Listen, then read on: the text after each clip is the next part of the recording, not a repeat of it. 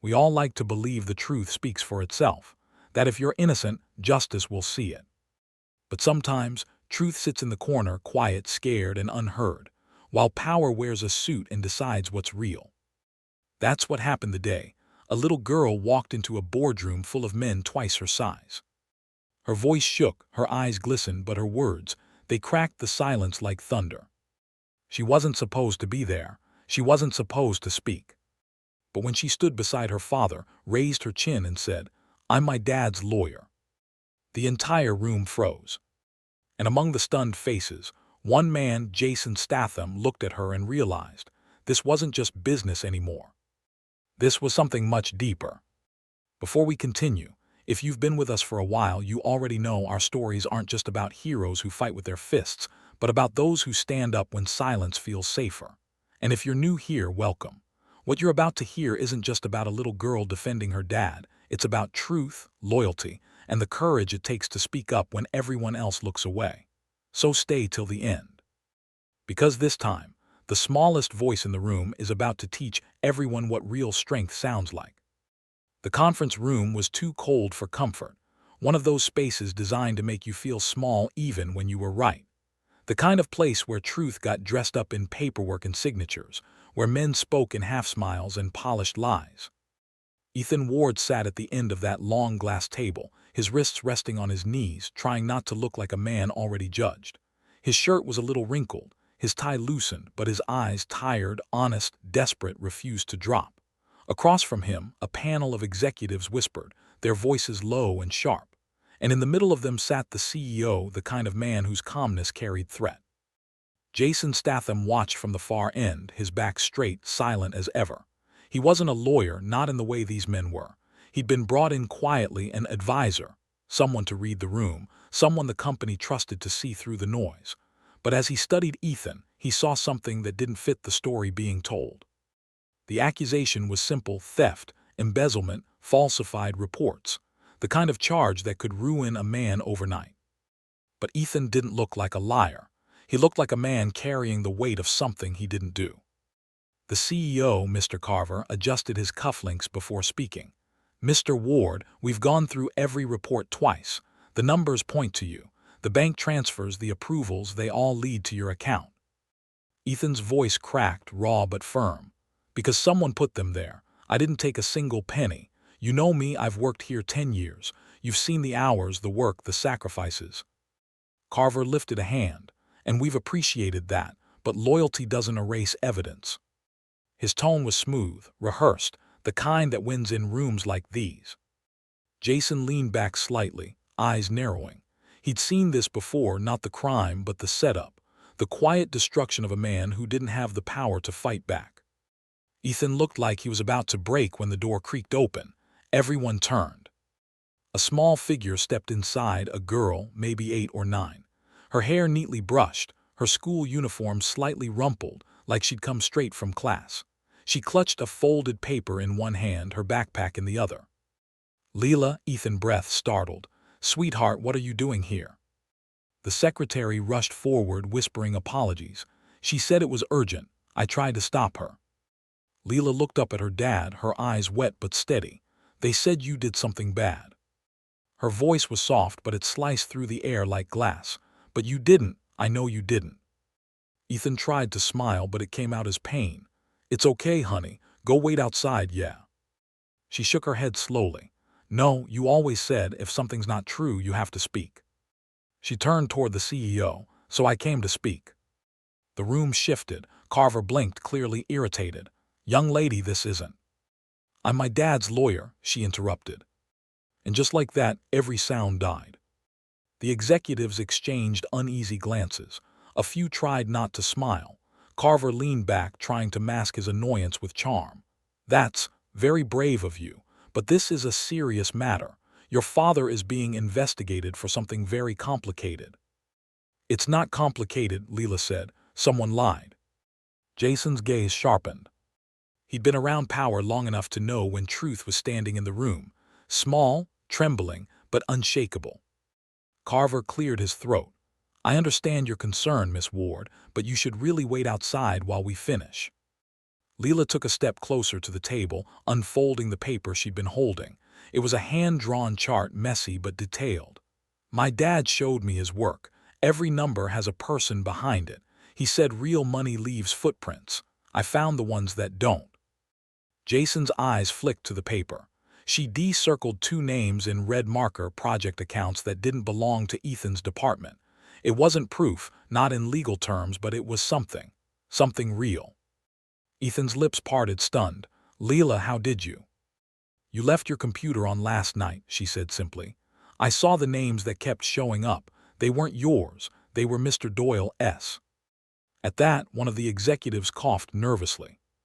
Jason's jaw tensed. He'd noticed Doyle, the man sitting 3 seats down, avoiding eye contact since the meeting began. Carver straightened. That's enough. This is highly inappropriate. Jason finally spoke, his voice calm, deep. She's just asking for a look at the truth. Doesn't seem that inappropriate to me. The room went quiet again. Jason's voice carried that strange kind of authority, the kind that doesn't rise but still fills the air. Carver exhaled slowly. Mr. Statham, with all due respect, this is not your jurisdiction. You're here as an observer. Jason leaned forward slightly. I'm observing, and what I'm seeing doesn't sit right. Leela glanced up at him, her small voice barely a whisper. You believe my dad? Jason's expression softened. I believe in listening before judging. Carver stood abruptly, forcing a smile that didn't reach his eyes. We'll reconvene later. Mr. Ward, you're suspended effective immediately. Security will escort you out. Leela gasped. No, you can't. She ran forward, grabbing her dad's hand. You said you'd help him. Jason stood too, his chair scraping against the floor. His silence was louder than any shout. He looked at Carver, really looked, and for the first time the CEO faltered. There was something in Jason's eyes that didn't belong in corporate rooms. Something that reminded men like Carver that truth wasn't a policy, it was a reckoning. But Jason didn't speak again, not yet. He let the silence do the work. Ethan squeezed his daughter's hand, whispering, It's okay, Leela, we'll figure it out. As security moved in, Jason stepped aside, but his gaze followed them all the way to the door, father, daughter, pain trailing behind them like a storm cloud waiting to break. And when the door finally closed, he turned back to the table. Doyle, he said quietly. The man flinched. What? Jason's tone was calm, but every syllable carried weight. You look nervous. Something you'd like to share before I do my own checking. Doyle swallowed hard, shifting in his seat. You can't just. I can, Jason said, cutting him off. And I will. Carver frowned. Jason, you're out of line. Jason's stare locked on him. Then fire me. No one said a word.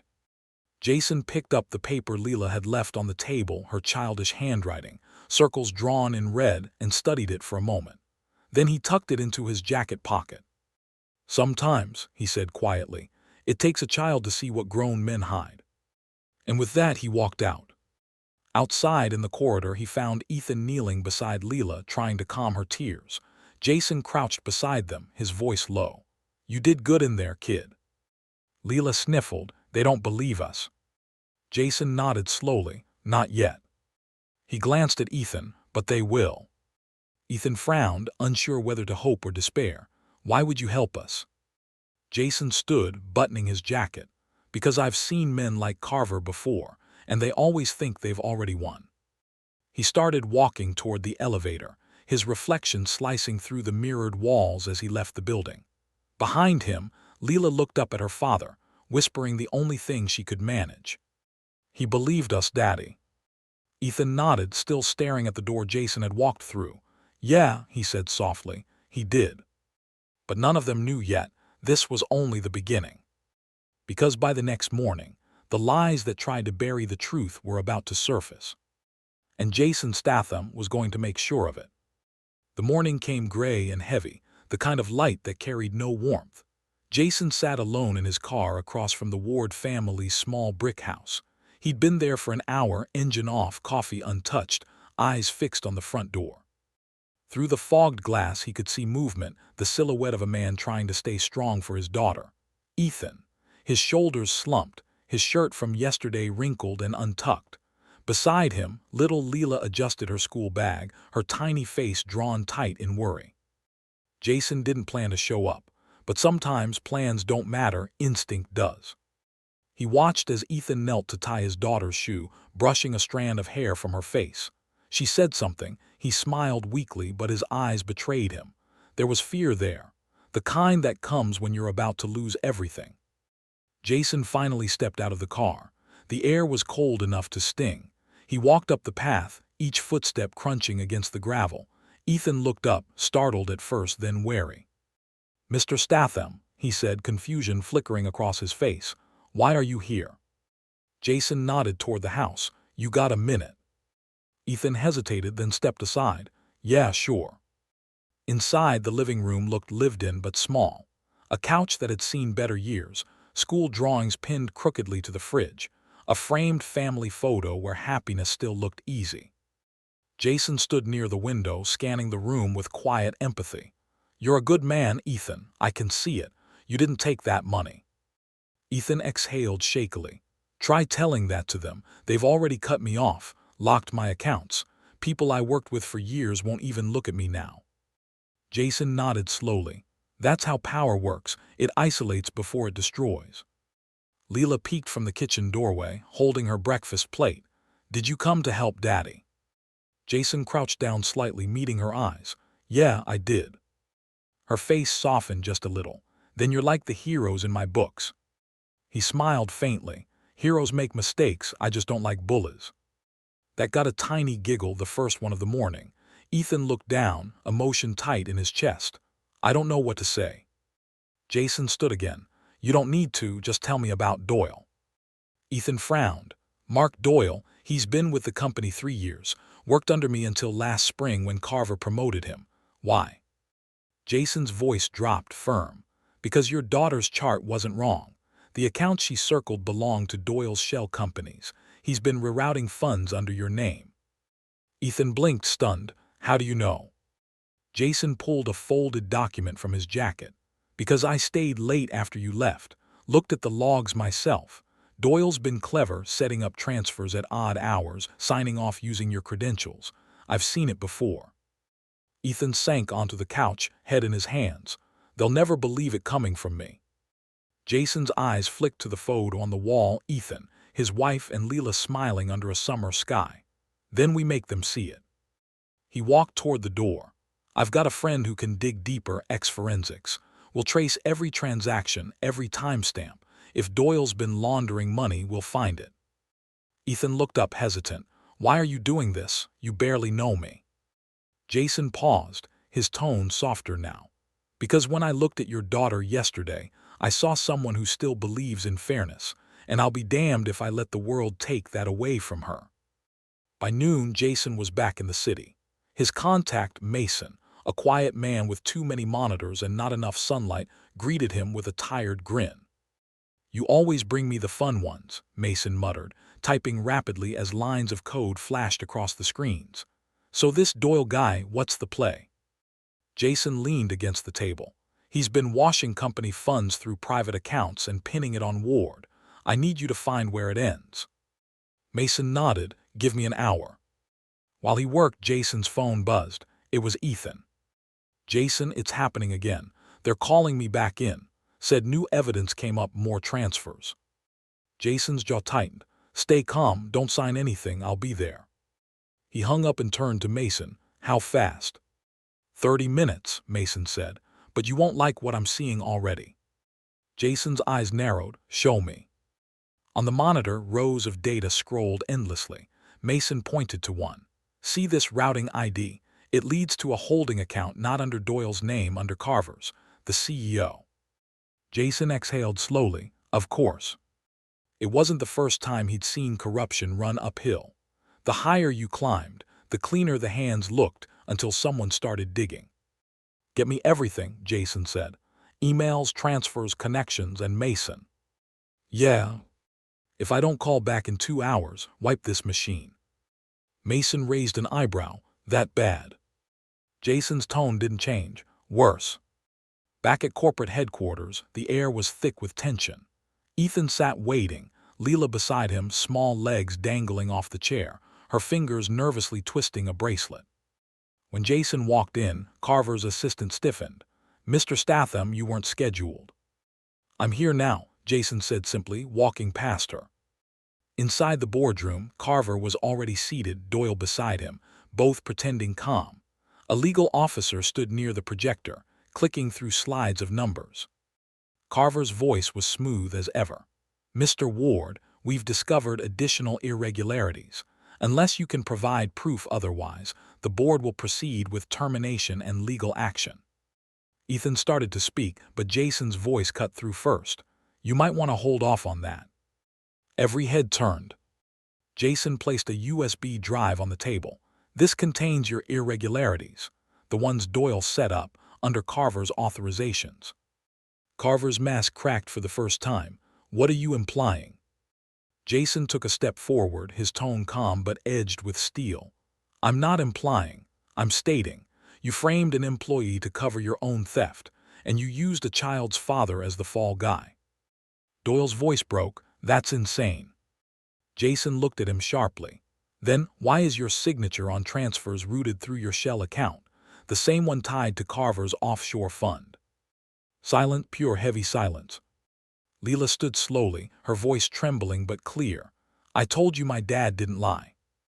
Ethan tried to pull her back, but Jason raised a hand, gentle, reassuring. "Let her speak." Carver's face twisted. "This is absurd." Leela looked right at him. "You said loyalty doesn't erase evidence. Then how come you erased my dad's?" That line hit harder than any punch Jason had ever thrown. The board members shifted uncomfortably. Even the legal officer looked unsure now. Jason leaned forward. "We can settle this quietly, Carver. You step down, return the funds, and clear Ethan's name. Or we go public. I've already copied everything." Carver stood, jaw tight. "You think you can threaten me?" Jason's gaze didn't waver. "No, I'm giving you a choice." For a long moment, no one moved. Then Doyle broke first. His voice cracked. "It was Carver's idea. He told me to set Ward up, said it'd cover the trail." Carver turned on him, furious. "You idiot." Jason stepped between them, his hand pressing lightly on Carver's shoulder, not rough, but enough to remind him of the weight behind it. "Don't." He leaned close, his voice low enough for only Carver to hear. "You tried to destroy a man for being honest. You used fear like a weapon, but there's one thing you didn't plan for." Carver's eyes narrowed. "And what's that?" Jason's tone turned cold. "A little girl who wouldn't stay silent." An hour later, it was over. Police cars lined the street outside the building. Doyle sat in the back of one, head in his hands. Carver was escorted out, his cufflinks gleaming under fluorescent lights that suddenly felt too bright for him.